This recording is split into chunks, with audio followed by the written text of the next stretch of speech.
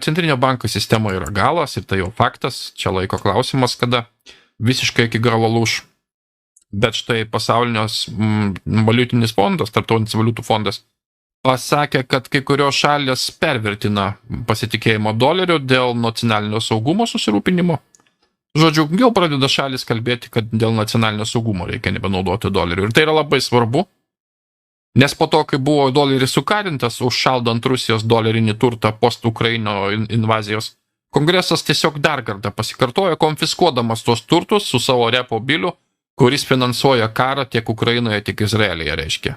Taigi visam pasaulyje buvo nusista aiški žinutė, kad Jungtinės valstijos nebėra patikimas partneris ir kad Jungtinių valstijų doleris yra, reiškia, karo instrumentas, sukarintas monetarinis instrumentas ir viskas. Ir doleris tikrai lekia į šiukšlinę ir Briksas pasakė jau prieš kurį laiką, kad pasiruoškit dolerių žlugimui, o automatiškai galima sakyti, kad ir euro žlugimas iš paskos ir visos centrinio banko sistemos žlugimas. Tai yra geros naujienos, tai yra žinoma, kad geros naujienos ir kuo greičiau tai nutiks, tuo bus geriau, vien dėl to, kad kuo mažesnė yra suirutė, kuo mažesnis yra nuosmukis, tuo lengviau bus atsistatyti naujoje sistemoje. Nes šitai sistemai tikrai galas, jeigu turit santaupų, popierinių, eurinių, dolerinių, yra pats laikas jom atsikratyti.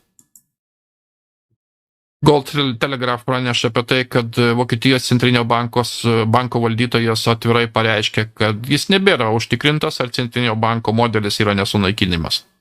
Anksčiau buvo sakoma toks too big to fail, pamena toks posakis, per didelis, kad žlugti. Na, jau sužlugo 2008 metais keletas too big to fail bankų, o ateina eilė ir federaliniam rezervų ir centrinio banko sistemai, apie tai netgi prabilo Vokiečių centrinio banko, reiškia, valdytojas. Taip kad yra įdomu, kodėl jis rašo čia. Yra įdomu, kodėl centriniai bankai pradeda tokius dalykus kalbėti šitaip atvirai. Auksas visą tai išgyvens ir centriniai bankai tiesiog mato, kaip kraunasi, reiškia, jų nuostoliai, čia projektuojami nuostoliai į viršų. Šitai sistemai šakės, jinai paprasčiausiai nebeturi ateities.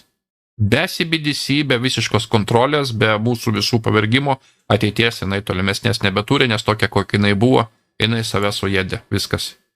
Ilonas Maskas sulygino jungtinių valstijų federalinį rezervą su monopoliu. Jisai čia labai gerai pastebėta. Monopolio taisyklė yra tokia. Kas jeigu bankui baigėsi pinigai? Kai kurie žaidėjai mano, kad bankas, jeigu bankrutuoja, reiškia, kad bankas yra bankrutavęs, jeigu jam baigėsi pinigai. Bankas niekados nebankrutuoja. Tam, kad tęsti žaidimą, naudoja popierinius, reiškia, lapus tam, kad sekti kiekvieno žaidėjo bankinės transakcijas, iki tol, kol bankas turi pakankamai popierinių pinigų, kad vėl veikti. Jiems nereikia aukso. Bankininkai taip pat gali išleisti kabutėse naujus pinigus ant tų popierinių, reiškia, ant paprastų popierinių lapukų. Vat ir viskas, ir visa šita finansinė sistema, va tokia, va, kuri dabar eina į pabaigą, visa esmė jos yra būtent va tokia, va, popierius, lempa visiška, ta prasme, ir pastovus stumdymas lapukų.